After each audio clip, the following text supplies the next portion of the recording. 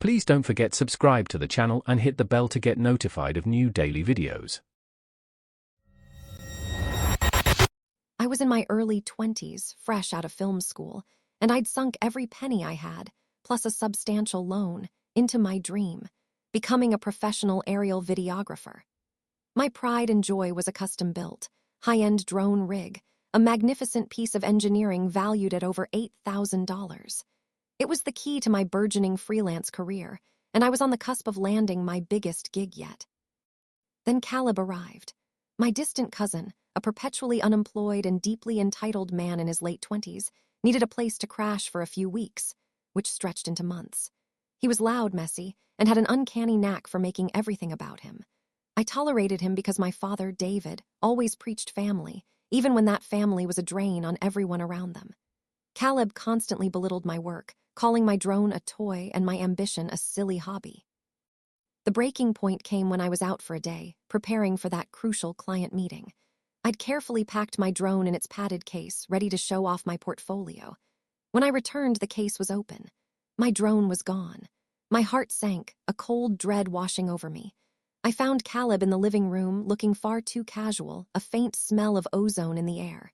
He eventually admitted to borrowing it, taking it out for a spin without asking. He said he lost control, and it crashed into a utility pole, completely obliterating the drone and all its expensive camera equipment. He even tried to blame me, saying I shouldn't have left it so accessible.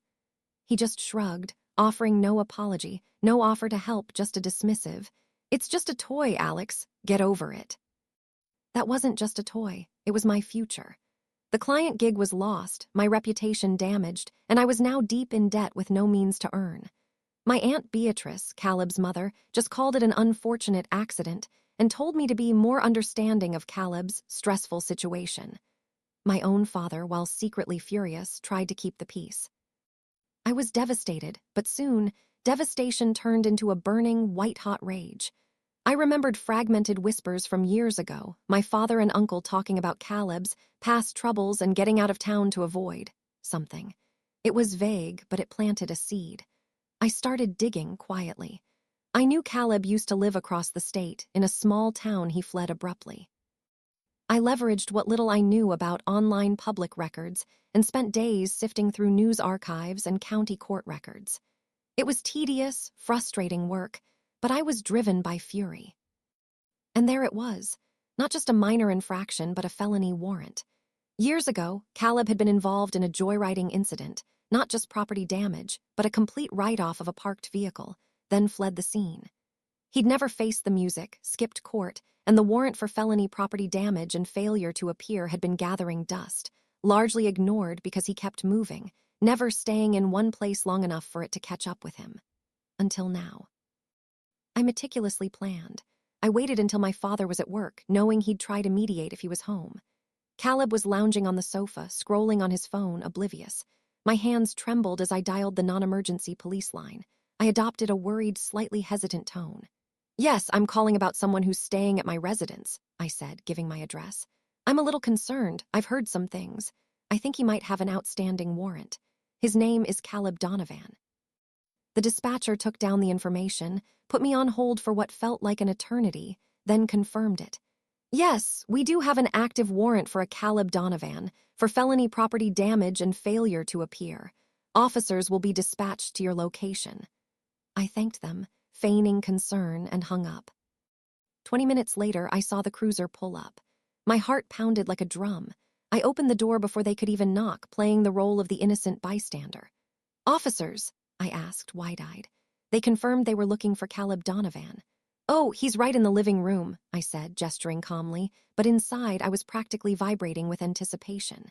Caleb looked up, annoyed, his eyes widening as he saw the uniforms.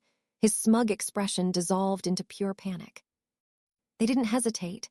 They read him his rights, cuffed him, and walked him out of my apartment, right past me. He glared, spitting something about me being a traitor, but his voice was choked with fear. Watching the police car pull away with him in the back was the single most satisfying moment of my life. The rush of vindication was intoxicating, erasing months of stress and anger. An hour later, my father called, furious. Caleb had used his one phone call to contact him. I calmly explained exactly what I'd done. There was a long pause, then I heard my father sigh, a sound of resigned acceptance, followed by a barely audible, "Good for you, Alex." He then raised his voice, clearly for my aunt, and loudly reprimanded me for my impulsiveness. It was a performance, and I played along. Caleb couldn't make bail. The charges were too serious, the fines too steep, and he had no one willing to put up the money. He spent weeks in jail before facing a judge, ultimately serving a significant sentence and being burdened with fines he could never hope to pay. He effectively disappeared from our lives, his reputation in tatters, forced to leave town for good after his release. My drone was gone, my initial career path delayed, but watching that entitled parasite being taken away, knowing he was finally facing consequences for his actions, gave me a resolve I never knew I had. I eventually rebuilt my gear, worked even harder, and now, years later, my business is thriving. But nothing beats the memory of that day. He learned the hard way that you don't destroy someone's dreams and walk away unpunished. Some toys, after all, have sharp edges. If you enjoyed this video, please hit the thumbs up button to like it. And please do subscribe to support the channel.